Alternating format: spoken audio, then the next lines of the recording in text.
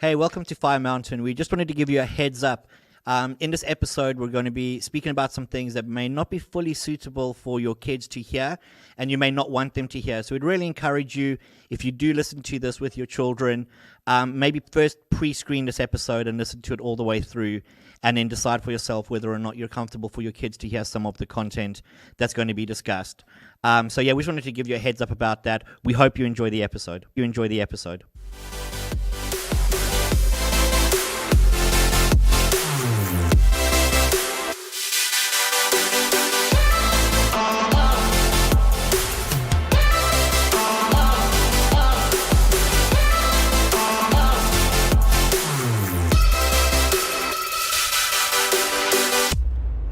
Fire Mountain, let's go.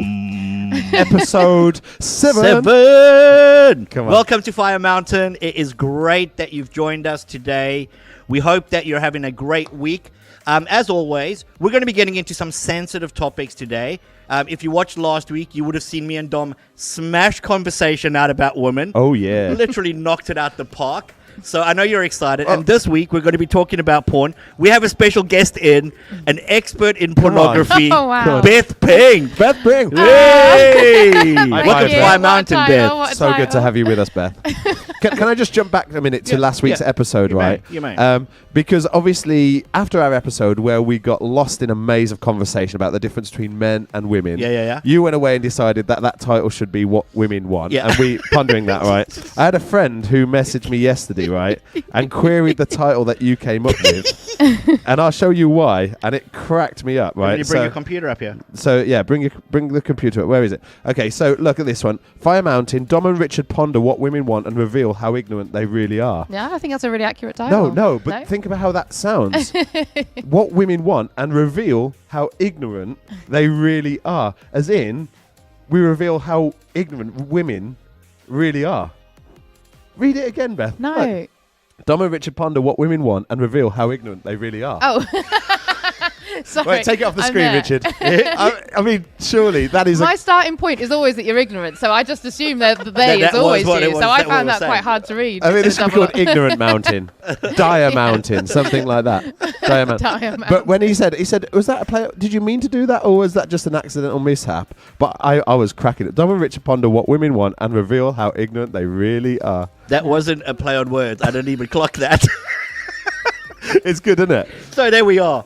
Well, off the bat. Off the bat. Beth, just before we jump into why you're here, you were saying that you had some thoughts about the brilliance that me and Dom brought, the wisdom we brought last week to this conversation. Oh, wow. I don't know. Let's get into it. Yeah, I mean, gosh, I don't know where to start, really. Was it Richard's thoughts on the mother heart of God that kind of... Come on. Wow. Yeah, I mean, I was with Richard in that when you say Father, Son, and Holy Spirit, Can we just say that again? Can you just say that again? Can you say that again? Can you say that again? Who did you agree with? On this element, I agreed with Richard. That's all we need. We'll see you next week for episode 8 of Fire Mountain. I mean, interestingly, the whole thing didn't stream on Sunday. I don't know. I don't know if it was the Lord that intercepted the broadcast. I don't know what that's something she would have done. Yeah. I literally had that thought. I'm not even joking. I had that thought. I thought, man, maybe this is a sign. Oh, because we tried about 6 different ways to get that broadcast to go out, and it wouldn't. Yeah. And then it came through. And then it came through. I mean, the good thing is that the conversation we started to peel back was the nature of how men view women. Yeah. How women dress and stuff like that, and obviously the pornography bill that's just about to go through government, and we'll look at that in a moment. But that's why you're here today. Yeah, I also want to qualify that you called me a pornography expert, and I feel like we need to just qualify that a little bit because I don't know if I'm 100% comfortable with that title. I understand I totally understand your concern there, Beth. Like when he says, we're going to talk about pornography, I was thinking last week we should get Beth Pink on, almost like she's all about that. So she can bring some insider knowledge. Before we jump into that, speaking about dress, Dom, have you just come off the mountain? What is happening right now? I'm telling you, mate. I feel like you've been glacier climbing. I feel like there is a subtle shift in my dress code. I'm not wearing slippers this week, but let me show you my shoes. Okay. Hold on. Let's go to camera 3 because that's the one. There we go. And they look very Trekkie, don't they? Again, we're open to sponsorship. Vans. Vans will take if it. you're hearing us. Help in general, is that what you're saying? I think Vans would want to be Sponsorship and associated help. with the Fire Mountain brand. I Why would say wouldn't so. you? I would say so. I mean, while we're talking on the theme of sponsorship, so this morning before we filmed Fire Mountain, Richard went to the gym at what time was it? 7:30. 7:30 High a.m. five. I was High in the five. gym. That's good. That's good. Weight loss goals here. Weight loss goals. So Slimming World could sponsor us. Slimming World, gym contracts, you Gym. name it. We would take. I mean, to be honest, we would take anything. So what is your weight loss goal then, Richard? So my goal is to lose between 20 and 25 kilograms. We're this English. year. We're British. So give us a British metric. I don't know what that is. Okay, I so don't know what? what that So is. 25 kg into stone. Yeah, Okay, so it's a big. It's basically a 4 mountain. stone. It's basically a 4 mountain. stone. 4 stone. Richard, I think you might need to rein in your expectations there. I'm gonna do it, dude. That's I'm like- gonna Oh, do I thought it. you were That's going to like- say like, no, you need more than that. Like, you need a lot more than 4 stone. This is taking a turn so quickly. You need Ben's to- come on to Fire Mountain. You need to lose like 4 rocks worth. I mean, 4 stone, that's got to be the weight of Charlie, Yeah, your youngest son, Yeah, I feel like who's it could- how old? yeah, I could drop a kid. I mean, the thing is, if you need to pull back some towards the end of the year, like a stone, just shave the beard off, innit? And Yeah, then exactly. you'll quickly make up for the I 4. feel like you should have this beard right now I've with con- the attire. Can I just say, I have made I a feel like you're pledge. taking inspiration from the Orthodox. The Orthodox, Jewish yeah, community yeah, right the now. Desert Fathers. Yeah. There So- we go. Somebody needs to look wise on this show, Beth. Somebody. Oh, okay. Can I just say, right, we were watching The Hobbit the other day. Oh yeah, And you know there's like 13 dwarfs in that or whatever. yeah. I was amazed by how many look similar to you in so many ways. It's worrying. It is very worrying. It's a very worrying kind of trend when you get into So you've it. got me dressing like, I don't know, like Fat Bear Grylls. Yeah, but you're going Bear Oh, Grylls. gosh. I'm going. Hold on. Who was the one in a couple of episodes ago when everybody in their head would go, a Hobbit from Lord of the Rings, Gimli. Gimli. You went Thorin. Thorin, yeah, I did go Thorin. I did. It's just where my head was at the time. But 4 So- stone, Richard, that's pretty impressive. Yeah. And I In a year, kudos did to you you. say? In a year. In a year. Yeah, that. It's going to Good luck. happen. I feel confident. Best of luck. my counsel would be like what you have preached so often, micro habits. Yeah. Go less and achieve them and take the morale from that win into the next year and make it a lifestyle. Here's the sad reality. Yeah. Do you know when you're really, really overweight, you probably drop the first 3 stones super quick. That's the struggle. That's where I'm at right now. That is true. That is true. 2 weeks, I've dropped 7 stone. Yeah. And I'm like, okay, now I need to actually start the weight loss. Yeah, that is true. That is. I mean, Louise often says that the benefit to when you get fat and you lose weight, Yeah. you look younger and you look so different. Whereas if you've never really been fat, you don't have any Exactly. where to go. You can't make yourself any better. Exactly. So hey, man, we're on to a win this year. It's going to happen. I mean, that is not my goal. 4 stone, no way. Yeah, it's going to happen. It's My gonna goal happen. is like 2 stone, maybe. So, Beth, you You're are about here. to ask me about my weight loss journey. I'm going to What pass should- on that. We won't because Disclosure. apparently That's apparently where that's going. we don't know what women want, so we're not going to talk about it at all. That is 100% true. That is so true. So, That Beth, was my walk away from last week. Is this not what women want? is this not? I think we should talk about something else. Oh, fair enough I then. don't know. That's where we've ended up. So, Beth, What I'm saying is you are married, so you are someone's want, but I don't Exactly. know if there's a blanket statement to the whole of Someone's women. want. someone's want. I want that on a T-shirt. Someone's Someone wants want. me. I know because I'm married. Can I just ask? Right, so we had Valentine's Day on Monday. Yeah. Okay, Richard. We all know that you're a bit of a Casanova. Tell us what your Valentine's Day looked like. Basically, my kid went to youth small group. Yeah, good. Very romantic. I went to Iceland. I phoned my wife and said, "Is there As in the anything-" shop or the country? No, the shop. Okay. Is there anything you want for dinner? She went, nah, not really. And so I bought myself a ready meal from Iceland and went home. Wow. I mean, Romance is alive. How long have you been married now? 20 years. This will be 20. No, hold on. What's it? 2022. It'll be 22 years this year. That's amazing. Yeah.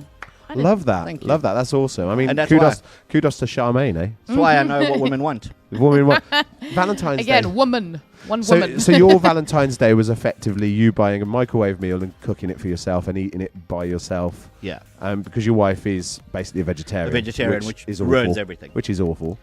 Ruins everything. You know, if Linda McCartney, is that the...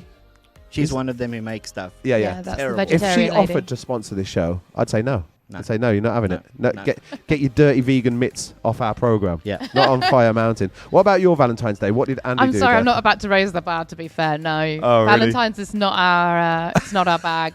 We All don't right. subscribe to that whole drama. What, you think it's gimmicky like Hallmark's invention to sell cards? I feel like, and hopefully I'm just being like, I'm speaking what everyone else is thinking, right? But the panic that goes into the day before Valentine's Day, because you obviously overlooked it completely. Panic. Like, you know, like, oh no, I should have got a card and now I'm going to write on a piece of toilet paper, or like, you know, you just have to, like, it's just not I hate that panic. I hate that pressure. But why so is we just I didn't get a card where I go to is toilet paper? I don't know, whatever you what's can that write the on next in the logical house. slip? I don't know, That's so post-it note, funny. shopping list, I don't know, whatever you've got lying around, that's what it ends up being. So and then you you're d- like, so you guys I did have to do nothing? this, which means I feel like it's kind of inauthentic. So we both just release each other from that. I know that some people obligation. think it's a gimmick, but surely it's not a bad thing to have one day in the year where you like honor one another for the love you Well, have for one another. Isn't Right? it called a I don't- birthday? I just don't love that it's one day. So we have other like Oh. random. I'm What not- women want. Ooh. So every day is Valentine's Day in the Pink Yeah, household. well, to be fair, You're I've got a taking caveat. notes, boys.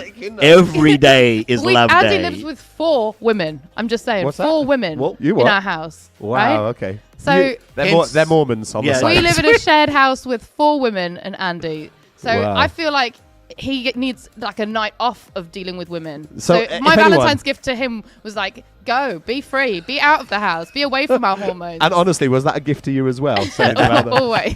So if anyone who knows what women wants, it's Andy. If he's living with He's the 4 one. women and he hasn't like done anything ridiculous like hurt any of them. Oh, that's horrendous. Backtrack. You want to pull that back? Well, what I mean is like, you know, when like, what do I want to say? Like, he obviously hasn't like Offended anyone. and offended anyone, there been we go. inappropriate anyway. He hasn't been Andy, kicked I out the love house. you. Yeah. I'm sorry That's for what this I mean. conversation. That's what I mean. That's what you mean. What did you guys do for? What did you do for Valentine's? So obviously, Kayla went to youth small group, Yeah. and after that, I bought chips from the Camford chip shop. Hey, the romance is alive. Oh yeah, old dog still got it. Old dog still got it. Yeah. Old dog still got it. But that Yeah, said, dog. what I did and what I put in the card is on Thursday after Valentine's Day, Yeah. took Louise to Red Dog Saloon, which is like basically a meat factory in Yeah. Southampton. Oh no, I've heard about this. You've heard about this? What time was that? 5:15. The very romantic time of 5:15. Your date night started at 5 o'clock. Woo! No, it's a good thing because you got 3 kids, so you got to kind of be mindful about all of that stuff. And actually, it's a very popular place that is booked up a lot of the time. So 5:15. When you get older, you like eating earlier, don't you? Yeah, It's a you good- do. I mean, to And be fair, you I'm need to not get as back old to as get you, back up and the I don't mountain have and into the children, tent. so maybe I just shouldn't speak into what Valentine's Day looks like. But let me with just give you a children. bit of insight. Like you say, I'm dressing like a wild man here. You are. Yeah. Like Red Dog Saloon, Richard, you would love it.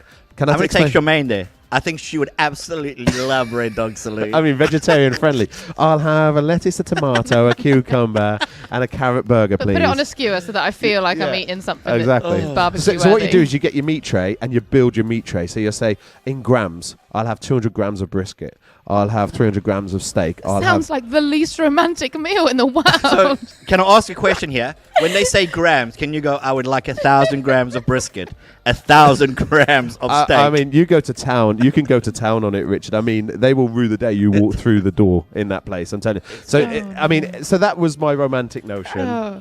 And Lou, so I'm what going you to take you out thought for is- 350 grams. what women want Brisket. is a massive plate of meat. Meat. Here we go. Well played. Well, talking of that, here's Beth. Yeah, there we go. Right. From Respected.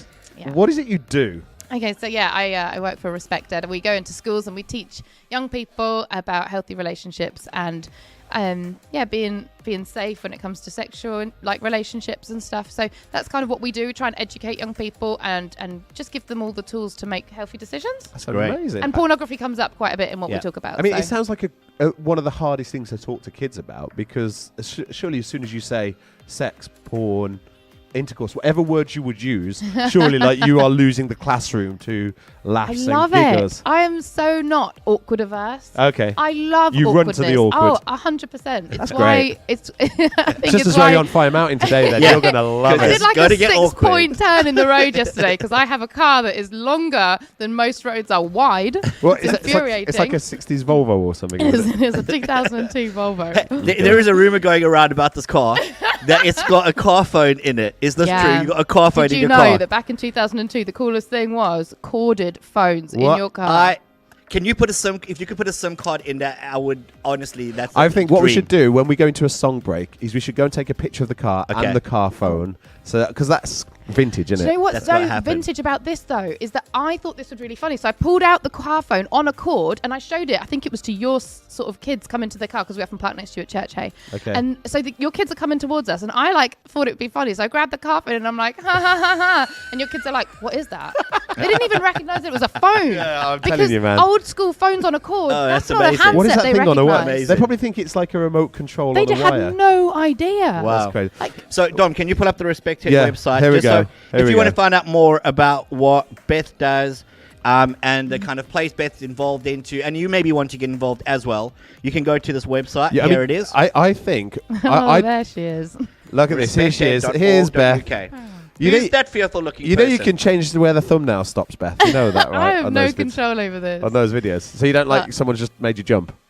I do. I'm halfway through passionately telling you all about more stats on pornography, probably. No, but this is. Let me just say to all our viewers out there and people at church, this I think is such a needed and necessary charity that goes Yeah. into schools Yeah. and because pornography. And we'll get into this. It's ruining society. It's ruining future relationships, isn't it? Yeah. Pornography No, it's and dangerous stuff. the wrong understanding of Yeah. sexual intimacy and relationships and all that stuff. And so I think I'm so pleased that in Dorset we've got this charity. But you're about to go national, right? You're about to go further. Yeah, we're about to release our content to be used independently of us. Historically, we've done it all Amazing. face to face, but we, That's class. we're excited about like releasing this material to any school, anywhere, any child. Like the idea that every child could be given this message of kind of like what a wholesome and healthy relationship could look like. That, yeah, that's cool. We're excited. That's so about good. this. And can you just go back to the thing a minute? I see that you're on a kind of fundraising campaign Yeah. at the moment. You're looking to raise Yeah, £8.5 grand. £8.5 to make this national shift. So Yeah. to move it to more of a digital kind of platform Yeah. that can Yeah. resource schools and stuff. Yeah. I mean, it's amazing because obviously my wife works a little bit as well with She's such a respect. good teammate to have on this. She's It's a legend, so is cool. Louise. And she says, like, literally, you charge the schools hardly anything, sometimes nothing, because you Yeah. just want to get into schools. So it's True. really just run Yeah, off funds absolutely. and Yeah, it's good. donations. I'm in a school this afternoon, actually. I'm very excited about that. So after this, The dream. So, hey, so if you're watching this and you're thinking, how can I make a difference? Well, your bank account can always impact Absolutely. society. And this is a great parachurch kind of organisation. It's not explicitly Christian, is it? Which I think No. is a good thing. It's Yeah, filled with Christians. It releases and us to go into more schools. It's brilliant. So Because actually, like, you don't have to be a Christian to have a healthy view on sex, right? no, absolutely. And So- porn is damaging everyone, not just Yeah. the Christians. You Yeah, know. it's true. It's true. So it's great. So great to have you here, Beth. Really pleased that you No, thanks for having accepted our invitation. And things are going to get awkward today. I'm sure of that. You guys want to keep watching because it's going to get funny here, I'm sure. So, as always, if you've got thoughts, comments, things you want to say, Complaints. disagreements, email us at firemountain@sunnyhill.church or just type it in the comments below. We do have a look at those comments if the stream works and kind of then bring it to kind of discuss. Obviously, if you are in agreement with everything we say, or everything I say at least, put it into the comments. Yeah, we'd love Send that. us an email. We'd love to know. But we're going to be going into a worship song. This is from the guys at Equippers Yeah, over love those in guys. Australia, New New Zealand. Zealand. I mean, it's all It's the same, close. isn't it? It's It's the close. same area. That's where all the dwarves live. It's called Never Let You Go. It's where all the dwarves live. And then we're going to be coming back out. We've got back with kind of some of your favorite segments. We've got some worship fails. And then Oh, we're it's getting funny into today, mate. conversations around pornography with Beth Pink. We'll see you Not after pornography this. with Beth Pink. Pornography. Pornography. Comma. No, I got nothing here. Richard should I not don't be know. doing the Yeah. YouTube There's titles nothing this here. week. I got nothing. Who knows what's going to come out? We'll see you straight after this.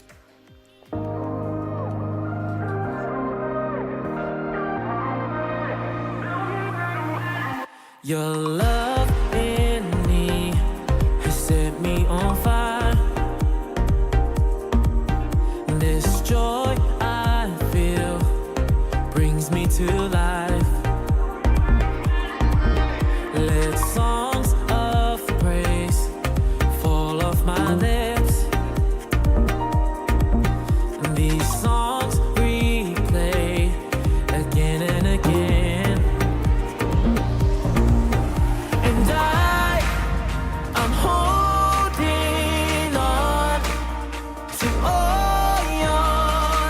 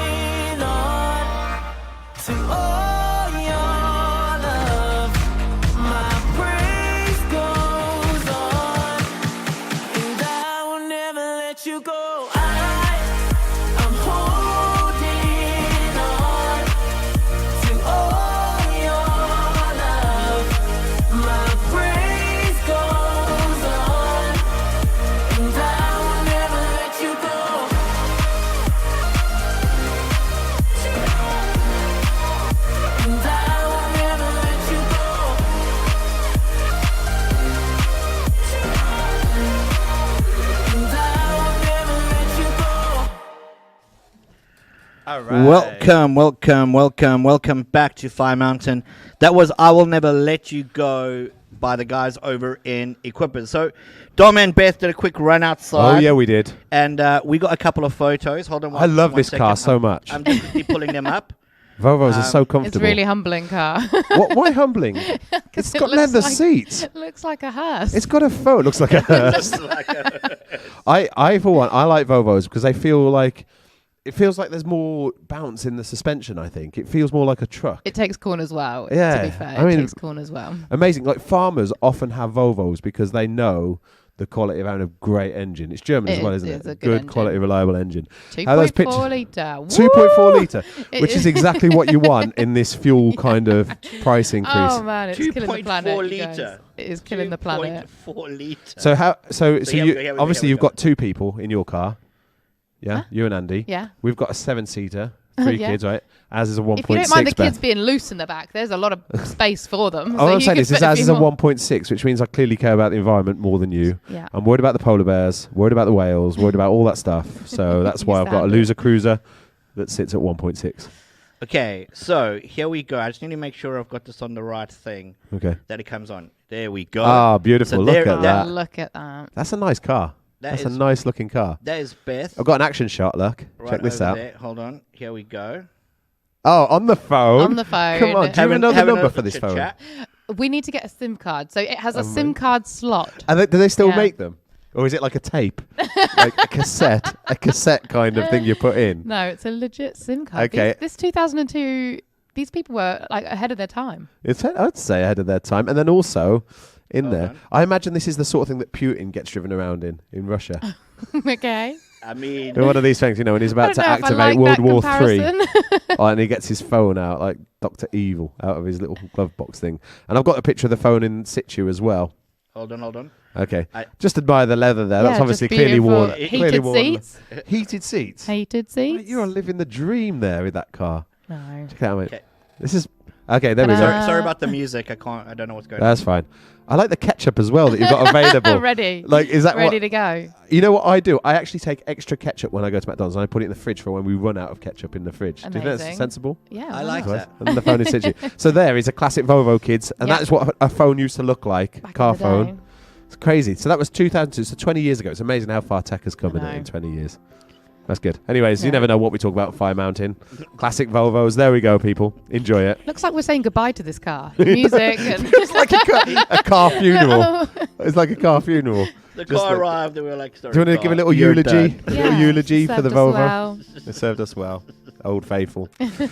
Okay, so anyways, today we are talking about really not just pornography, but that is one facet of the conversation. Yeah. But we're talking about, well, last week we started talking about the fact that like this person put out a tweet about women dressing more appropriately Yeah. and what kind of all that is about. And obviously, you know, we're down with that, you know, especially for Christians and stuff, because, you know, we want our sisters to help out, you know, lads in the church. That's a good thing. But also we champion self-control, self-discipline, and the fact that 100%. boys need to grow up and mature up and kind of get past some of these childish things. But like what I was noticing yesterday in the news was obviously all this Prince Andrew scandal. Yeah.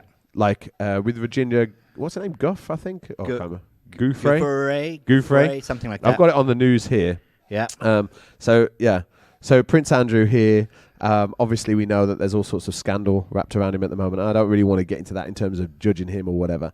But like all of this that has been kind of building up because obviously something untoward happened years ago, and she taken him to court. But it seems like it's all come to nothing because he's basically just bought his way out of that, which is Yeah. just what kind of principle does that set? What kind of precedent does that set? I mean, if you've got the money, then basically Yeah. you don't get tried. There's no justice. I don't know. What are your thoughts on that?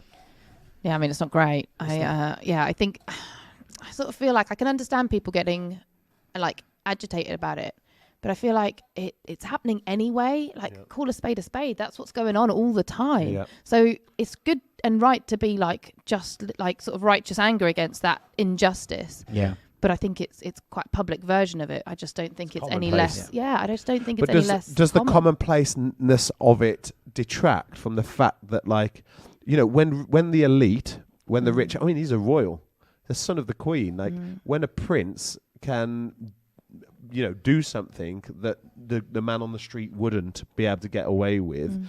And I was really confident. Now it's a difficult one because obviously we believe in gospel truth, we believe in forgiveness, extending, forgiving, but forgiveness doesn't mean that it's void of justice.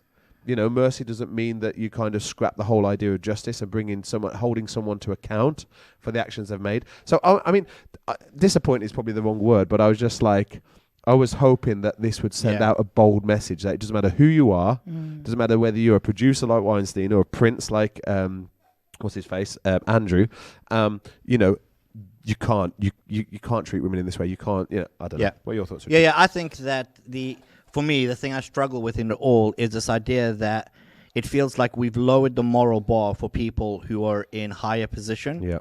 So it feels like if it was the common person and this had happened, there would have been no doubt about it. The outcome would have been, this has gone on, you're going to jail, dap, or whatever, and done. But all of a sudden, these people who've got big platform, who are kind of in these powerful positions, it's as if the moral bar has been massively lowered, as if like it's an okay thing that's happened. And I really kind of struggle with that, especially looking at the story. As you look and you go, I think in the article I was reading, they were saying that it's going to be like maybe a £12 million payout, of which the Queen potentially will help Andrew afford. I don't know what I think. Well, I do know what I think about that. I just don't think it's great. It's like your mom getting you out of trouble at school, isn't it? Yeah. Well, and I kind of feel sorry for the Queen. I mean, she's been through so much. I mean, how old is she? Like, she's like got to be nearly touching 100, right? She's old. And I think she's lost her husband this year. Yeah. She's got a son going through all of this global kind of scandal. Yeah. Obviously, the society's going to part as well. I was thinking the other day, when she passes away, I'm surprised she's survived all this stuff, to be honest. But when she passes away, man, that's going to affect our nation so much. Yeah. So much more than we realise, I think. And he doesn't even have like a war to hide behind. I was thinking about this alongside the story. Okay. Is Partygate's gone. Yeah. Partygate's gone because it's all about Russia now and what's happening in the Ukraine. And I don't think that's a bad thing necessarily. But I feel like, again, these people in powerful position, lower moral standard, and we'll just move on. It will be all right. I feel like it all kind of gets lumped and dumped into that whole kind of vibe. Yeah. So who do you think sets the moral standard? Because I would argue that if he can pay his way, if anyone can pay their way to avoiding that judgment, then I guess in some ways they're the ones setting the moral standard, at least legally. But we're here outraged. Well, I think that's part, for me, that's part of the hypocrisy in it, is we live in a time where there's this kind of cancel culture mentality, but it's only cancel culture to a point, and then it's a tolerance or an acceptance culture. Yeah. Like people will be outraged, but are they willing to go, actually, we'll protest, we will, I don't know what you do to get a prince out of a princely position. I don't know what you do to kind of move the government out of what I do, but like, how far are you prepared to go in a culture that all around us is about this kind of cancelling? Like, you said this, that's off skis, you're done. Oh, you said this, like, and it's weird. We'll go hard after somebody who may vocalize a viewpoint we don't like, but someone whose actions, like, literally are going against any kind of real moral base. It feels like we're just like, I mean, I get one of the counter arguments of this whole thing is the fact that clearly it may indicate that there's insufficient evidence to bring him to justice properly. That, like, if the evidence isn't there, then an out-of-court settlement, now I sound like I'm going against myself, but an out-of-court settlement at least achieves an outcome and suggests a measure of guilt, whether he accepts it or not. Like, if you're not willing to fight for your innocence, there's surely a question mark. I mean, I feel like the only thing missing was someone wearing tinsel and a champagne glass close in a picture. You know what I mean? I feel like... I think we've got the picture. Yeah, I feel like... no, I think I've just put the other one over it, sadly. Okay. Oh, no. Here we go. Here's the party. Were you invited to that party, Beth? This is what I feel like. This is like that picture of Prince Andrew.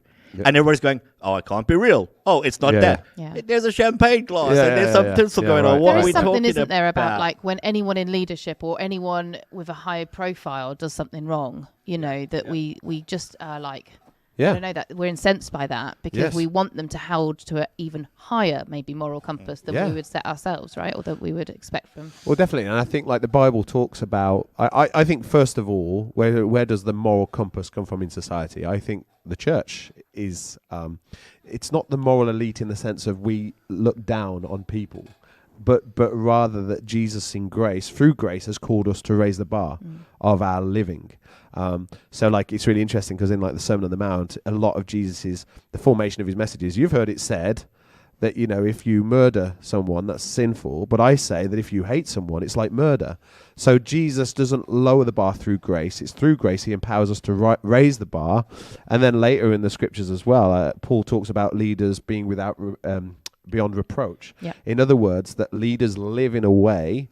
And I think these influencers like Prince Andrew and all this kind of stuff, live in such a way that means that like you can scrutinize their life and you find, I mean, obviously no one's going to be perfect, but for the most part, there's an integrity and there's a wholeness to what they do. And so I think really it's an opportunity, I think in this day and age for the church, even though society seems to be becoming, and we'll talk about this in a moment, society seems to be becoming more depraved, that the church becomes more holy. And that the disparity between light and darkness becomes so much more clear, so much more evident.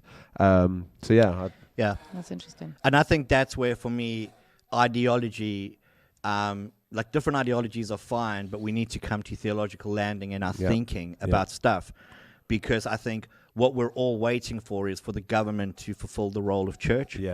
And actually, the government shouldn't fulfill. Well, I don't believe the government shouldn't fulfill the role of church. Church needs to be church. Like some of what we're seeing, even the depravity, it shouldn't be surprising to us as Christians. We should go, well, this makes complete sense. But then how we respond in that is kind of what I think is crucially important. Definitely. Well, I think people view the government as church, but I also think that when you don't have God, government is your only way to change a nation, isn't it? But I say this and I'm not saying I'd be a good politician whatsoever, but if I believe that politics could change the landscape, you would be a terrible I would. I'd be sacked immediately. Just because of the things that I think and say. But like this idea that like if we believe politics was a way to transform the landscape of society, then we should be all into that. And we should be trying to, instead of passing the church, I should be trying to run for one of the parties or whatever. But we know that the nation isn't going to change through the government. But we celebrate when a government makes godly decisions, but we know ultimately it's only God that can heal the land. It's only God who can transform the nation. It's only God who can do this stuff. And I guess thinking of these matters, thinking of the bill that is going through at the moment, on here, on Fire Mountain, we will openly come against and oppose and verbally kind of, I guess, give our opinion on what we think of the bills that we don't like, whether that's to do with restrictions or mandates and all this kind of stuff. But I think it's also important that we celebrate the things where we see this is great, this is a great outcome. And one of those things is in fact, I've got it on here if you want to put it up, that so one of the things that we're seeing is this policy legislation bill that will seek to make pornography so much harder to be get a hold of for kids under 18. And I don't know, have you, I guess at Respect Ed, you've been watching that and you've been looking definitely. at this. So what's the deal with it? They're looking to, if a child tries to access porn, whereas currently you can just go and type in on anything and just click yes please, there's going to be a measure of accountability, some measures and checks, right? Yeah, so the idea is, I'd start with what exists currently, that pornography is not illegal. Okay. There are various things within pornography that are illegal.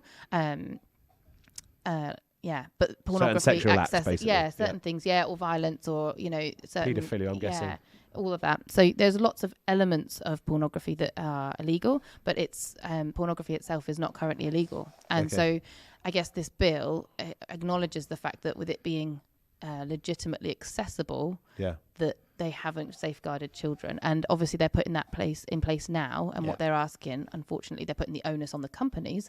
I don't know how I feel about that, but the onus is going to be on the companies, the organizations, or the, manufacturers, if you like, to sort of put processes in place, which might include things like credit card checks, because if they're old enough to have a credit card, then they're old enough to access pornography, or age verifications that are more sort of robust, to prove that they're old enough to access that material, which in itself is great. But I think there are some things. I think I've heard some of the flip side has been some frustrations around the fact that it could have gone further and it could have been more robust, but it isn't. You know, for example, they can fine or even potentially have criminal action against, legal action against companies that don't comply with this new bill. But I think in some ways, it's going to be very reactive. And we want it to be more proactive. But you know, hey, hopefully this is a step in the right direction, and it's leading on a world stage, which is great. So good, and that's what I'm chuffed about. That's what I'm proud to be British. I'm like, come on, like looking at these other free states like Canada, Australia, like America, that you know, the door's open, and I feel what I really like about this is like. Well, I say what I like. It's not what I like, but my guess is that they're looking at some metrics in society, and they're seeing certain results of pornography and corrupt thoughts around relational intimacy and all that, and they're seeing maybe criminal activity, marriage breakdowns, family breakdowns, and they're joining the dots and they're going, like, we need to bring some measure to this. And so whilst I would say, of course, I would love pornography to be banned, full stop. When you live in a democratic, free society, you know, you can't have your cake and eat it always. You can't always get, you know, everything to be uber Christian in its values. But I think what we are doing is we're protecting and preserving the most fragile minds in society, the minds that are obviously growing up and maturing and creating neuro pathways. And I think what was also good as a kind of a backdoor win to this bill is that if a grown man has to put his credit card details into a porn website, he's going to think twice about putting those details or in. a grown woman. Or a grown, true, absolutely true. And maybe you've got some numbers on that. Often I normally think, like, I just think in my head pornography is a man's issue generally. And I mean there is a majority of men accessing porn. I think the stats are sort of 39% of women and 61% of men. So it is weighted towards men. I think that's still true, and it's just a stat that exists. But I think the numbers for women are probably rising. But it's kind of interesting, isn't it? Because if all of a sudden, like, you're going to jump onto some porn website, but now you've got to put in your passport number, or you've got to put in your kind of like your passport. Number. you got to leave a trace.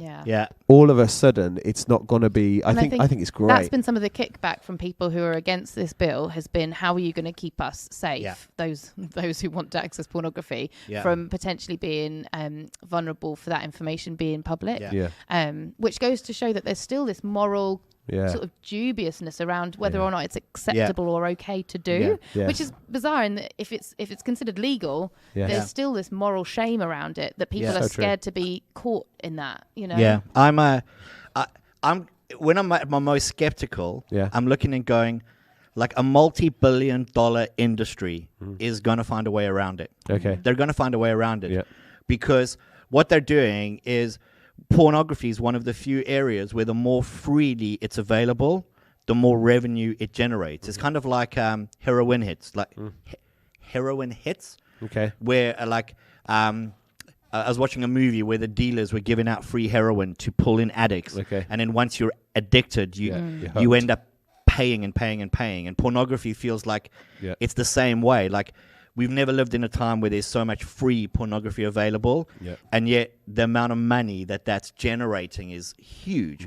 So kind of in my most skeptical, I feel like it's a great bill, but it's not going to stop anything because there'll be a workaround, because somebody's going to go, we'll invest 100 million into finding a way to make sure that it doesn't work. And I hear what you're saying in terms of, you know, the people who want to will find ways, but I think the stats in terms of how many young people come across pornography by accident is what hopefully will be reduced. Do you have stats on that? I had stats on that. I'm going to try and remember them because I didn't bring them with me. But I think basically I mean, you're the expert, Beth, so no Sorry. pressure now. You're the porno expert. Well, they've just released a study in 20. I think it was a study that was done in 2020, or it was released in 2020. I can't remember which. But the average age that a young person still comes across pornography is still around 9 or 10. They're not 100% sure on that number, but it's still really young. And the thing is, I think it was over 50% of those young people came across it by accident because they might have been doing some schoolwork or something, and because there's so many like innuendos, double entendres, like there's so many words that are buzzwords that young people wouldn't necessarily, certainly that young, wouldn't know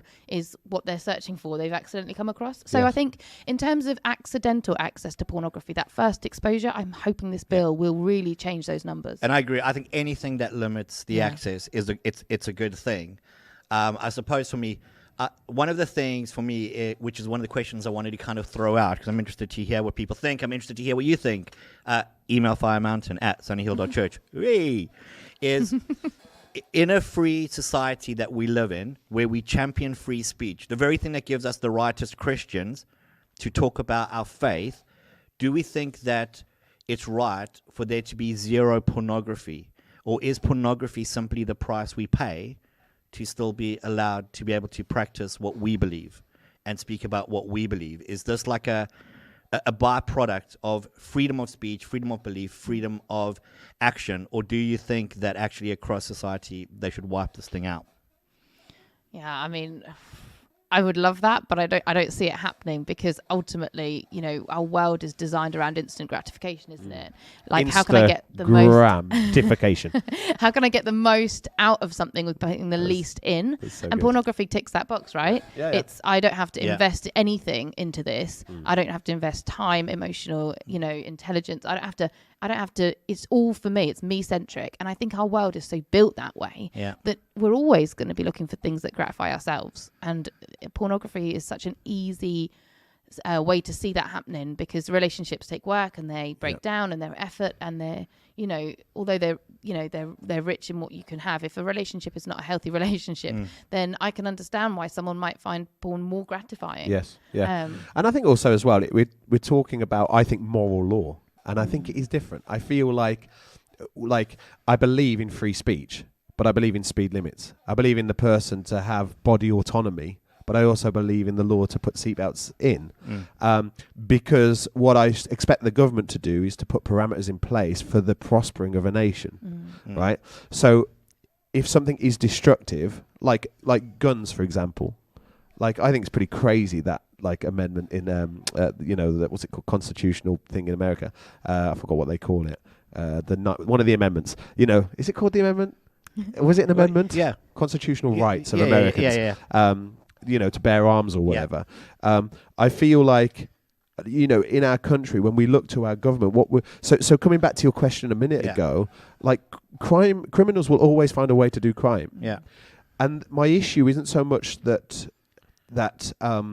they will do that, because that's what we expect. Yeah. Right. But I would think that I want the government that I elect to try and make that hard to happen. Yeah. So, for example, I don't want houses to be burgled. Yeah. So I expect the government to pass bills that will make it harder to burgle a house and get away with it. Yeah. And it's not about coming against someone's freedom to do something, because it is a trespass. It's actually harming society. It's creating greater dysfunction. And so I think the government should make bills, create laws, and enforce them for the greater good of society. Now, I know there's checks and measures in that, but I think pornography is as destructive as nuclear war in a domestic situation. Yeah. It ruins the home. It ruins marriages. I mean, I don't want to come across like I'm the pro-porn guy. No, I know you're not. I know you're not. But I just want because we wouldn't say, you wouldn't hold to that all the way through, though, because the same type of argument about this could be destructive for society could be made about wearing a mask. Mm-hmm. Getting vaccinated, all of these kinds of things. Yeah. So at some point, we're making a moral choice to go whether or not this is I'm pro it or against it. And we're talking about something that we would all agree is destructive, but it's not illegal. Mm-hmm. This is like, should they be allowed to sell alcohol? We all know alcohol ultimately will be destructive, but it's not illegal. Yeah. So, we're not all rising up going, How do we get rid of alcohol? Let's put a bill in place to stop alcohol. What we do need to do as church is the Bible tells us, don't get drunk on wine, be filled with the Spirit. There's a moral call out that we should be living rather than a societal kind of protectionism that should be happening. I don't know if that kind of makes sense. And I don't want to I really don't want to come across as like, I'm like, so let's just abort, woo! So like, do you think that it's across society that there is this acknowledgement that pornography is unhealthy? Because I would question that. I don't know if everyone does think that it's unhealthy. We're talking about it from an assumption that it is, because we've, and if you choose to, you can find the medical. I was thinking about the normalization of it, like that Friends episode. Yeah. Yeah, I think it was like in the 90s, maybe early noughties when it happens, where Chandler and Joey get free. They get a free porn channel, for free, and it's kind of celebrated. It becomes a point of humor, and them just like leaving it on all the time in case they turn the TV off and they lose it. So it just stays on, and I think there is this agenda to try to normalize these things that are destructive and unhelpful to relationships. Yeah. Now, largely, like, do I think it's because there's a lizard somewhere, some lizard master going, how can I ruin society? No, I don't think, I'm not like this idea that there's, I mean, we do live in a society that is anti-God, anti-church, anti-Christ, right? But I think ultimately it's what you said.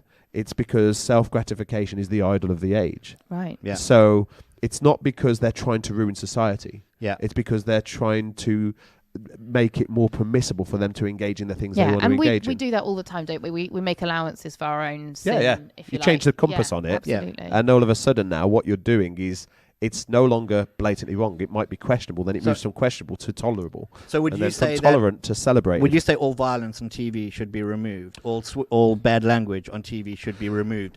Any kind of expression of that nature that becomes like this moral pushback against what we would morally look at and go, this is who we are, should be kind of cut out. Where's the line? Where's the line? Yeah, I mean, no, I don't. But I think that we should have age-rated movies. I do think we should outlaw drinking for kids. Yeah. I do think we should stop kids from watching porn. Yeah, I agree. Like, so ideally, as a Christian, my mandate is God's kingdom on earth as it is in heaven. That's the mandate. Is there porn in heaven? No. Yeah. Are people getting smashed in heaven? No. Are people taking drugs in heaven? No. Not the heaven I'm going to anyways. I don't know about you, Richard, on the basis of some of your ideas. They are wearing masks in heaven. But they are wearing masks. No. The road to Damascus, man. Just saying. But like ultimately, it's like that's what we pray for, that's what we contend for, but in reality we want a government. I'm trying to find a quote. I think it might be C.S. Lewis. I can't find it. But it's basically the moral state of a society should be determined by how it treats its weakest members. Yeah. So however you look after your old people and your children, that's reflects the morality of a society. Right. Yeah. And so I feel like pornography is destructive to a young person's brain. Yeah. Like, and I feel like I want to elect a government that is serious about making that as hard as possible to happen. And so, I mean, I know I'm... You're playing devil's advocate. I know I'm pushing back quite a bit. So you would get the vaccine then because you want to protect the most vulnerable in society, following the same line of thinking. Because of a danger it could create. Yeah, well, no, but that's where I see it different, and I can see why the more ignorant people who are watching this would consider my argument to be quite hypocritical. But like anything that's COVID related, that's a complete exception to this whole. I mean, I think just it's a valid question. I think the problem is I question the bigger narrative on all of that.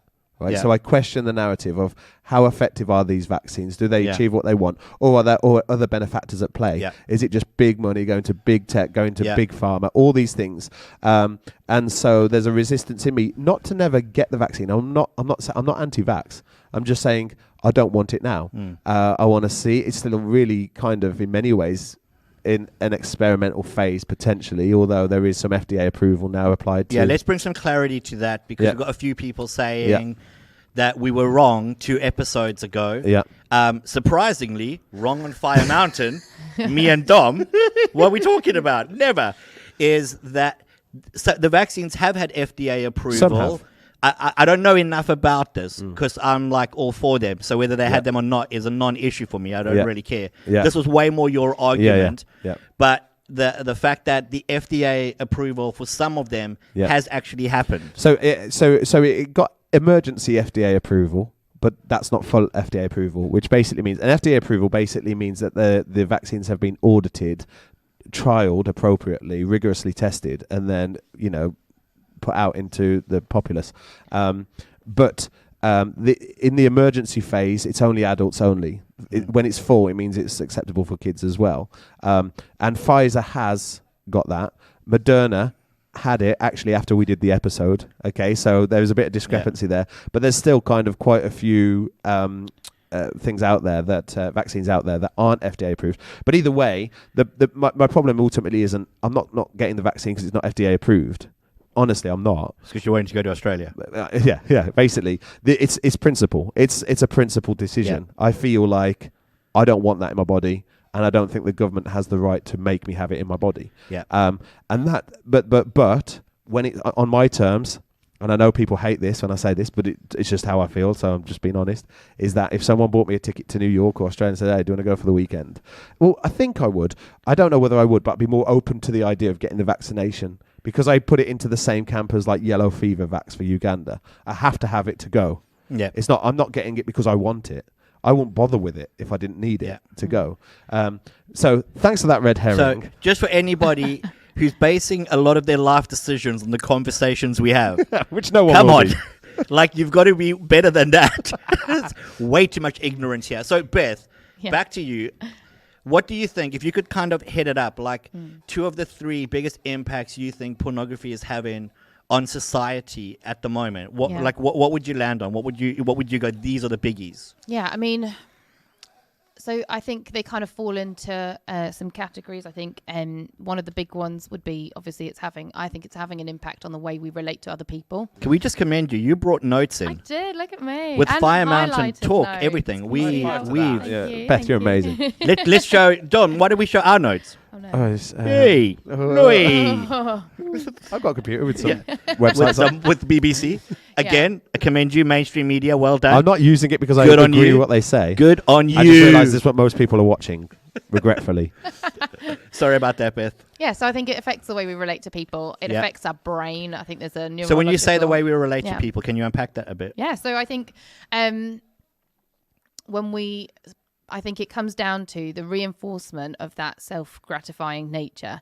We know that, when you watch pornography, we were looking at kind of some of the stats recently because I don't know how much I'm allowed to say, but say let's just say the truth. We want the Okay, truth. cool. Say what you want. One of the biggest pornography sites in the UK is one called Pornhub, and they every year release the data of what the last year looked at in terms of statistics. They're not doing it from a, oh no, look what we've done. It's like, hey, do you want to know what everyone's watching?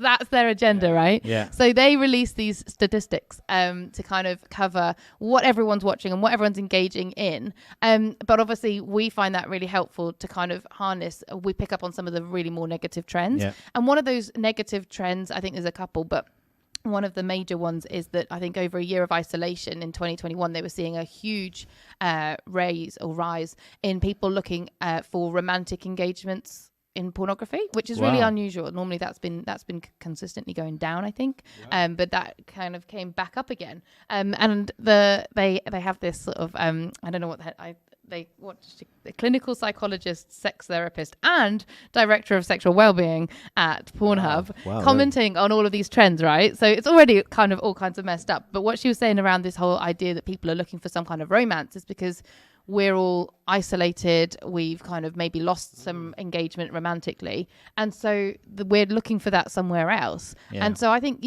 pornography in general is affecting the way that we relate to other people. I think it's slightly more positive that people are looking for slightly more romantic engagements. But ultimately, I think the point is we're looking at these hollow things to replace meaningful relationships. And, right? one of the biggest issues in that is pornography is fake.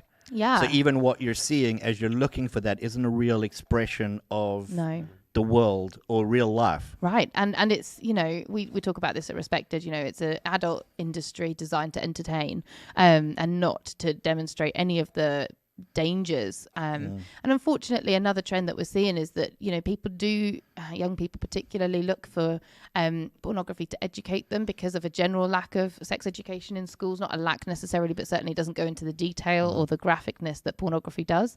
But they're not getting all the facts, right? They're getting a really warped version of the truth. And again, unfortunately, in the top 10 searches for the last year in Pornhub, what came up into the top 10th position was how-to videos. So people searching for how to have these kind of relationships, how to operate, how to masturbate, how to do any of that stuff, because people are not knowing how to do that.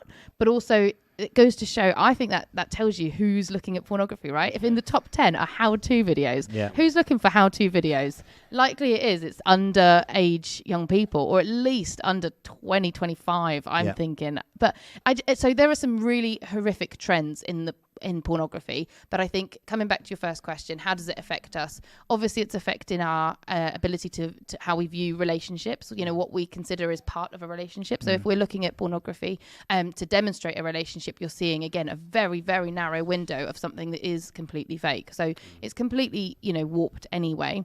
But it is having a neurological effect on our brains as well. So we know that that the research going into this is showing that people who engage in a lot of pornography are having a problem recognizing the difference between people and objects. So they did this study, right? I'm going to try and demonstrate it. Do we have a pen anywhere? Is that a thing? I'll get one. Don't worry if you don't. Thanks for coming, Dom. You're off skis. Ciao. In your pocket. Look how prepared he is. Somebody hit one. I'm gonna do this really badly. I mean, once you've drawn it, if you hold it up hope you're going to draw a chair and a person and say to Richard, which one's the person? Does that show a little bit? Can you show Hold that? on, let's go to Okay, three. so here we go. Go right closer. This is There we there go. you go. That There is we my go. really graphically, beautifully drawn picture of a person, right? So for the purposes of my demonstration, Did you look up a how-to video? How yeah, to draw I did. someone? How to watch. Oh dear. So what they do was they studied a bunch of students who are willing to disclose everything, and studied how they engaged when they watched pornography. Right. So typically our brains are biased towards seeing faces. If you've ever seen faces in clouds, or when you see a bunch of random junk and you see or a on the face, right? toast. I've had that before. Yeah. See Virgin Mary on a toast. So our On the toast? Yeah, you can see sometimes when you're at the cooking of the toast, you see an image like Kenneth Branagh or something. Dude, it's in a toaster. How are you cooking the toast? Yeah, no, but when you pull the toast out, anyways, that's a red herring. Right, but, yeah. it is a red herring. I but agree. Helpful. So we are naturally inclined to see faces. So if you think of our brain as kind of like some of it's processing object and some of it's processing recognition of faces, we're biased towards seeing faces and stuff that shouldn't have a face, right? Mm-hmm. However, so if you showed someone a picture of a face the right way up, you can see it as a face very easily. If we turn our face upside down, we really struggle with that because the proportions are all wrong, the placement of it's all wrong. There you go. We struggle to see that as a face, even though we know it's exactly right for a face, right? So we struggle with that. So when people were watching pornography, what they would do is if they showed a picture of a human face the right way up, so they did this study with men and women across the board. When they showed a sexy man the right way up, everyone recognized a man, an image of a face, right? They turn it the wrong way up, we struggle to recognize that's a face. It didn't matter which way the woman was orientated, they all saw object. Really? So we struggle, even when we're faced, and men and women alike, even the women were struggling to recognize that as not a person, but an object. Does that make sense? Help me. So when you say object, can you define object? So and how do they map that? Are they reading the brain signals or something Yes, and comparing exactly that to the readings of a that. chair or So, something like that? To get technical on you. Read it. Just read it as is. Okey-dokey. That's helpful. So this processing shortcut allows us to see people, right? So I'm not sure if I wrote down exactly what it's called. I might have skipped that bit. I don't know. Processing shortcuts. We'll call them that for now, but we have essentially on an MRI scan, I think it was, your brain lights up different areas of activity. Well, object and person recognition are separate areas of our brain, right? I can't remember where in the brain they are. So what was happening is the right way up, a man, we go people, person, get it. Yeah, absolutely. Turn it upside down, we go, oh yeah, we struggle with that. That's natural. We all struggle to see faces upside down because the proportions are wrong. The placement's all wrong. It didn't matter if a picture of a sexy woman was the right way up or the wrong way up. People who viewed a lot of pornography could not see person recognition. They Wow. were firing Okay. on object Okay. recognition, Yeah, I right? see. So what you're talking about is the sexual template formation of people, like from if they're viewing a Yeah. huge amount of pornography Yeah. on a 2D screen, Yeah. it removes their ability To be able to see this person Yeah. now in front of them in real life Yes. as an actual person. Would that be Right. correct? Well, that's a step further. That's an assumption we're going to make. The actual study just did it on 2D images, right? Okay. So I can't say whether or not that's an accurate question to draw, but it's a great question. Like, But if I'd it's Joe happening- Rogan this You, information. Joe Rogan, that bad if boy. we Who's can't cancelled? recognize images of real people Yeah. as people and not objects, then how is that going to affect our relationship with real people, right? Yeah. Yeah. How is that Yeah. affecting Yeah. the way that we treat women? If we Yeah. if we consume a lot of pornography and it's affecting our Yeah. ability to Yeah. view 2D images of women as people, then how on earth is that going to have an effect on Yes. real people in Yeah. our relationships? So Yeah. it's a hugely dehumanizing industry. We Yeah. know that. And that's not even to talk about the fact that we know that pornography is a channel for huge sex trafficking and major Big other time. issues, right? So this Yeah. is just about the person receiving or watching that image or that content. So it's having a huge impact on our brains. And I find that incredibly tragic, although I'm a big fan of the word neuroplasticity. What a great word, right? Isn't Yeah, that a I cool love that word? word. It's so good. And I love the fact that no matter how bad our brains get, because they're very trainable, we know this, we know that we want to eat chocolate on a bad day. We train our brains all the time. They're retrainable. Even if there's been some pathways ingrained as a 14-year-old, it's never beyond. Never beyond. So, good. we saw that study talked about how it affects our brains. It also affects erectile dysfunction in men. Okay. So people who consumed a lot of pornography were struggling to maintain or keep an erection in real Yeah. life because they trained their brain to be aroused by Well, their senses are dulled, images, aren't they? right? Yeah. They're dull. Sexually, they're dull Yeah. because actually, and I think this comes into the relational dysfunction, is that if you've been trained and coached to think that this is what sexual intimacy looks like, and then you go into a real relationship where it's not that, it's weird because I was reading some stats on it and how from like the early 2000s, the increasingly aggressive and brutal and portraying this idea that like choking is sexualized and all this kind of stuff, that actually then when you put them into a relationship and it's a lot more bland than that or caring than that, like it's not true to how sex should be. And what that does surely is it just dullens our senses to know how to love someone properly, Right. carefully, well. It would be a bit like, I guess, if you ate a lot of salty food, right? You train your body, I guess, to not be able to recognize something that's legitimately on a baseline salty because you're so accustomed to it being saltier, Yes, right? yes, okay. So someone else, So Chinese food, basically. And that's why then you can drink seawater. right? And we can't cope with that. So yeah, I think it's the same sort of thing that's happening in that Yeah. arena too. Yeah. So yeah, I think it's hugely damaging on Yeah. our neuro pathways, the places that we go. But like I say, we can train ourselves back. So people who suffered from erectile dysfunction as a direct result of their watching pornography, well, as soon as they stopped watching pornography, they stopped having the erectile dysfunction. Wow. There's like a direct correlation there. So Wow. I guess what I'm trying to say is that there is a way out of that, addiction potentially. There is a way out of all of that because we can train our brains for better or for worse, right? Yeah. Can I ask a question then? Yeah. Because I think like this is so helpful and it's so insightful and it's so scary. As a parent who's got 3 young boys, right? So Caleb, who's nearly 11, Judah, who's 8, Zeke, who's 5, growing up in the age of the internet. Like we were saying about how is there still this thing in society where pornography is considered a little bit sordid, a little bit dirty? And I think like years gone by, you would have to leave the house, go into the shop, buy the magazine, reach to the top shelf, put it into a bag, conceal it, hide it, carry it out, and hopefully no one sees you leaving the shop, right? Whereas now, on devices in our pockets, devices at home, in our bedrooms, obviously we've got everything accessible and available to us. How do we, I guess, and I know you're not a parent, but I guess from your understanding of this topic and theme, how do we best coach our kids through the age of internet porn? Yeah. I mean, I guess it comes back to this kind of concept of the bill, right? The bill is there to protect young people.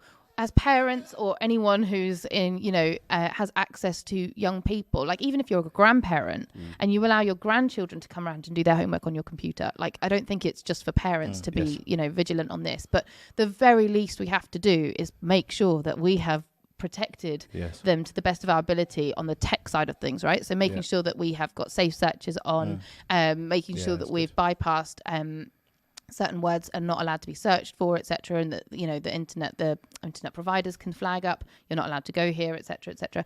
And they might not even know why, right? They might not even know, and it's inconvenient. You might have, I don't know, decided that you're gonna, I don't know, it's Valentine's Day, buy some kind of crazy gift for your wife, and you're not allowed to because you've blocked that site because it triggers your safety. Better that every day, right? Better that every day than your nuisance. Child or grandchild come across something that they shouldn't. So I think the very least we need to do is put those measures in place. So right? I think that what you're saying is really important, because I think Christians need to stop looking to external sources to try and regulate things, and need to actually begin to go, how do we regulate things, even if it's at sacrifice to ourselves? So I think oftentimes Christians are looking around and going, well, the company should be held to a higher standard. They should be. This should have happened, and the government should have done these things. And what they're failing to do is go, actually, I need to regulate this. I need to regulate my home. I need to regulate what's going on. Like I need to regulate what's working itself out. Where we end up at is kind of this weird externalization of regulation should happen out there rather than it's our personal responsibility to make sure these protections are in place. And there are so many things we can do, like having rules around whether or not your children can have tech on their own. Pornography is very much a sort of solo sin. Do you know what I mean? Like it's not a activity that people do in public, do they? So in the same way, we can be really careful about how we allow our young people to access technology. Are they allowed to take their phones with them to bed, or do they have to? Just on that, I mean, to get personal on this at Sunny Hill, like I've talked to an alarming amount of parents, and this isn't a judgment, this is just reality, but it needs addressing. An alarming amount of parents that apply no accountability to screen time, right?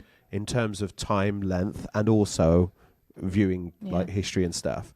Like literally, parents who have said, "Oh, they just do what they do," but I trust them, and I'm like, "Yeah, I know, and I trust my kids, but like, I don't trust them enough. I don't think to not understand when what they're looking at is wrong." And I think it's such a problematic phrase when we say that, like, I just trust them, because I think it's a friendship phrase. Yeah, it's true. That's the issue.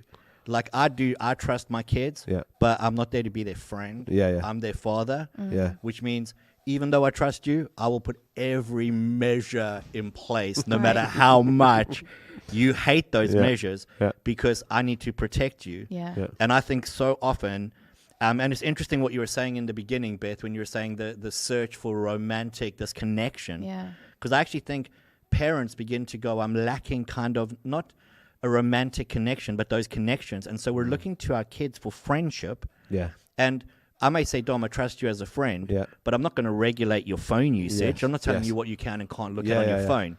But if you were my child, I trust you. But I'm 100% regulating and monitoring whatever you're looking at, whatever you're touching. And I think for parents, they need to get out of this frame of friendship and need to get into this frame of parents. Well, and it's also like this idea that like, like I was talking to a single mom, not... Is that significant to say that? I think it is, in the sense that like there was a measure of disclaimer that said, God's got me covered, kind of thing. He knows my struggle. He knows my limitation of time. And it's hard because like the problem is God has given you a child to which you are to raise and coach and mentor and disciple. That's our job. That's not his job. So I always think it's funny because like Paul says in Ephesians, he says, husbands, love your wives submit to husbands. Like that whole passage, I think it's Ephesians 5. And Jesus in Matthew 16 says, I will build my church. But so many pastors, what they do is they try to build the church and then they look to God to protect their marriage and their home. And actually, no, the church is God's responsibility. The home is my responsibility under God. So taking responsibility properly. And I think this stuff's subversive. So like it can still come under the net. So for example, we are quite meticulous with screen time in our house, yet Kayla plays on the PlayStation. and he was playing Rocket League, and Louise fortunately was working in the room, and he says, Mom, what should I rate that chest? Right? And basically this image came up on the top thing, because it's online, because you play against other kids online, and from our limited research we thought there could be no interaction with other people, and basically there was pixelated picture of breasts, right? And Caleb sees this on the screen and says, "Oh, do you reckon a 7?" Like he says that to Louise.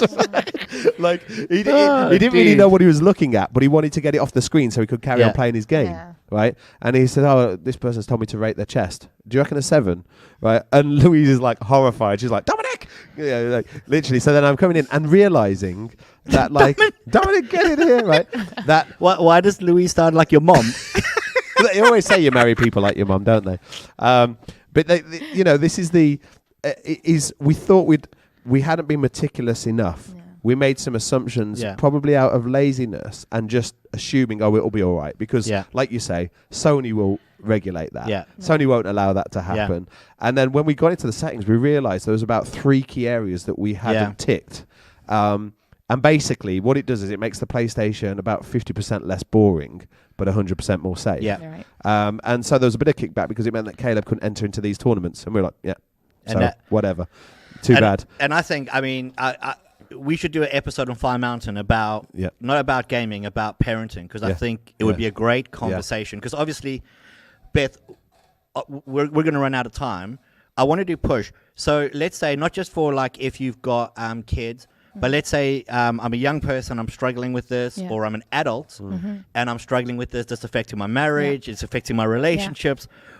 Do you have any helpful insight in terms of places you can go to for help? Yeah, definitely. Or like websites to check out? Can you give us any kind of help? Absolutely. I'm just going to steal a second to just highlight the thing about marriages. Yeah, right? Sure. Go for it. So the stats at the moment are that people who consume pornography are twice as likely to have a marriage breakdown. Wow. That's a huge stat, right? Sure. It is. And but it legitimately is. Like you could say that in the terms of like it's a marriage killer, like it ruins the relationships or like, but people can exist in a bad marriage for a very long time, right? Yeah. But people who watch pornography with on their own are twice as likely to both have a marriage breakdown and to cheat.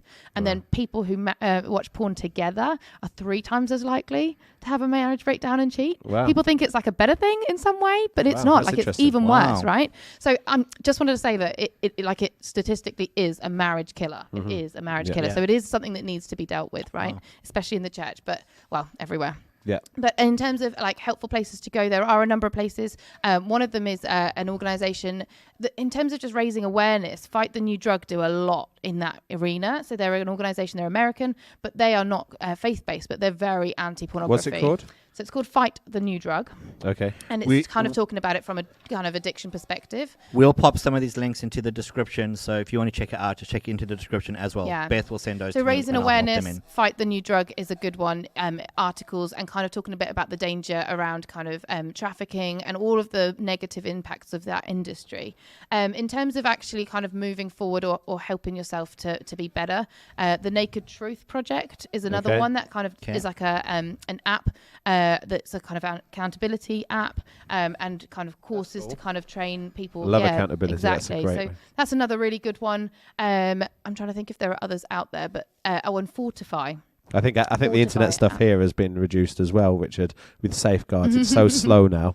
Yeah. And then Fortify is an app as well that can be really helpful. So the Naked Truth is about equipping and informing people, but I think Fortify is an app as well that partners with people to kind of kick this habit because it is an addiction as well. Don't know if we've really talked about that, but the other neurological effect is that our brains on pornography respond the same way as our brains on drugs. Yeah. Wow. So it's complex. It's a huge issue, and I think we're good at recognizing the fact that it isn't good, but we don't really know what to do about it. So I picked up, there's this Bible verse that I love to talk about in relation to pornography, and it's often talked about in marriage, but I don't think it's marriage specific. I don't think feel like the context of this verse has a lot to do with marriage specifically, but just about the fact that two are better than one. So it comes from Ecclesiastes 4, and it starts at verse 9, and it says, 2 are better than one, for they can each help the other succeed. If one person falls, the other can reach out and help, but someone who falls alone is in real trouble. Likewise, 2 lying close together can keep each other warm, but how can one be warm alone? A person standing alone can be attacked and defeated, but 2 can stand back to back and conquer. And then it ends on a really like famous verse for marriages, which is a cord of 3 strands is not easily broken. But before that, beautiful verse, the rest of it's talking about the fact that, we do take on this. Pornography is typically such a solo battle if you're trying to kick it. And this whole idea that 2 people, like accountability and confession, like what we were talking about on Sunday, it's like last Sunday even, it's just like it has to be done together. I know that causes all of these shame problems and, people not wanting to talk about it. We get that. But ultimately, I think, if everyone is in a similar boat, then let's help each other, to get out of this. I mean, like you say, we spoke about this at church at Paul campus on Sunday, and the idea is, I think, that often Christians are content to just stop at forgiveness. So this idea, God has forgiven me for my sins, which he has, and he's forgiven me the sins that I haven't even committed yet, which he has. But in James 5 it says, confess your sins to one another that you may be healed. So actually the next step on in being free is to be healed from the sin, not just forgiven for the sin. And it's interesting that like only God can deal with our forgiveness, but the implication of James 5 is that only community can deal with the healing. Do you know what I mean? That actually the community can't forgive me. Only God, against you and you alone have I sinned. That's what David prays. Only you have I sinned against. I've done all these heinous things, but really it's you I've sinned against. But healing only comes through relationship with other people when we're honest and vulnerable and transparent. And so I think you bang on is that like in the church setting for a Christian, this is a battle that it may be a sin that you've done on your own, but it's a battle you fight in community and confession and accountability. So listen to last Sunday's message if you want some tips on that, because I get into that. Yeah. We're going to pull it together there. Thank you so much, Beth, for coming down. Awesome having you with us. It's been amazing. So good. I knew it would be. Yeah, and thank you for bringing all of your expertise in this area. It's rare on Fire Mountain, isn't it? I mean, it's rare for someone to know what they're talking about. Let's be honest. It's rare for it not to just be an ignorant I feel amount like of gum. I over-prepped you guys. Yeah. So this is what happens when you prep. Interesting. This is what it could be like. Yeah. It was really insightful, really helpful.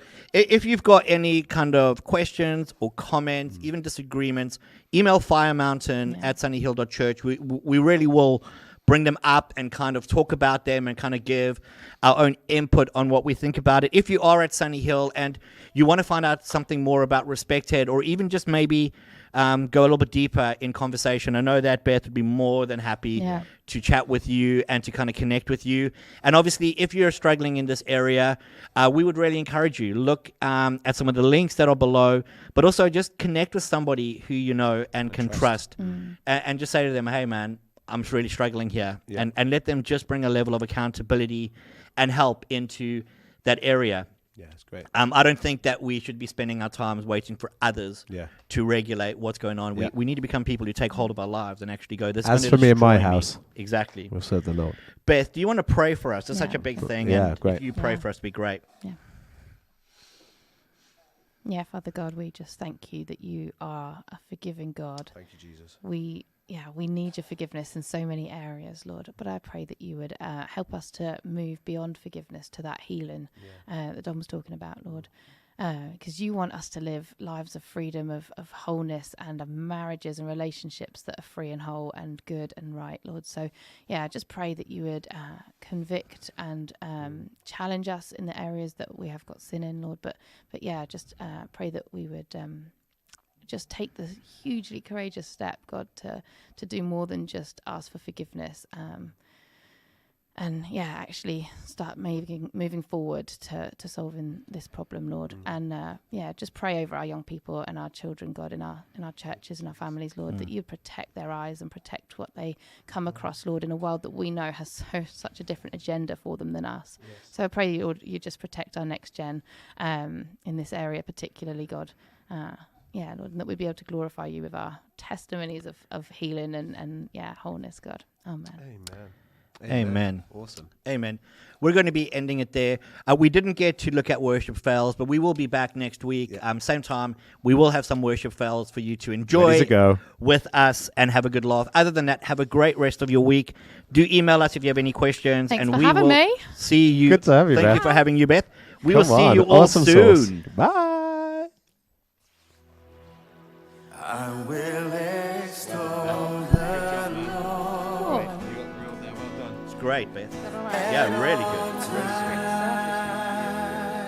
That's always every conversation, except for the one about women. I think we covered every aspect of that. I said we always only scraping the surface, except on the conversation of women. I don't think there's more for us to say. I think we covered every aspect of that conversation. I'm going to just do it. It's 11:03. I'm going to do a disclaimer after this to put it back. It may not be appropriate. So I would recommend first listen to the episode before going forward. And like your one where you said this will be absolutely appropriate for your kids, and then literally it was not. My kids were sitting quiet. What's that word, Daddy? I don't know. Take it on.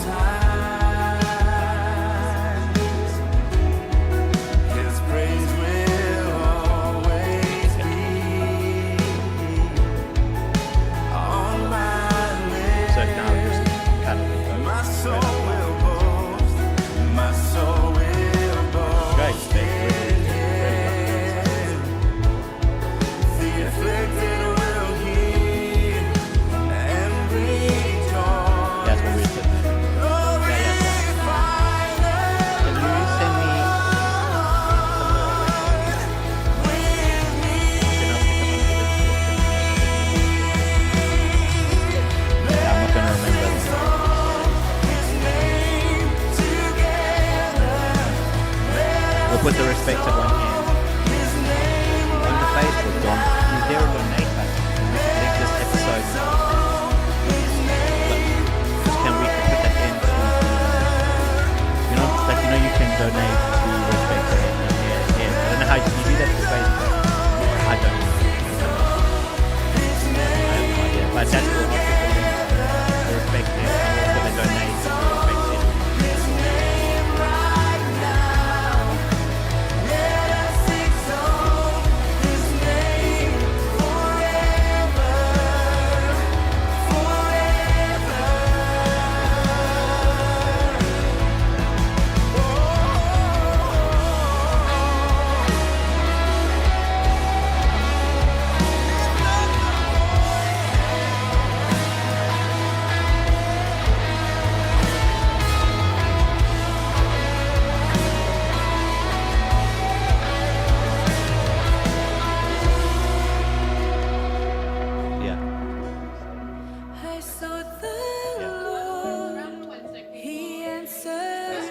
That's great.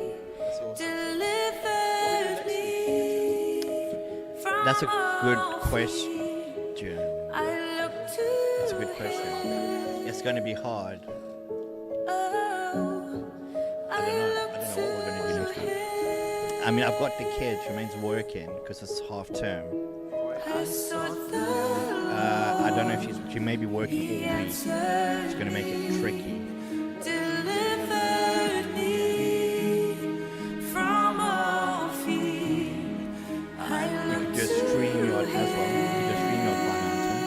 Recorded via the through StreamYard.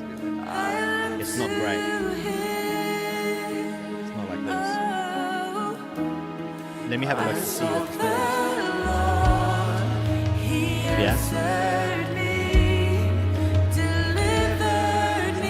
By chaos. Yeah.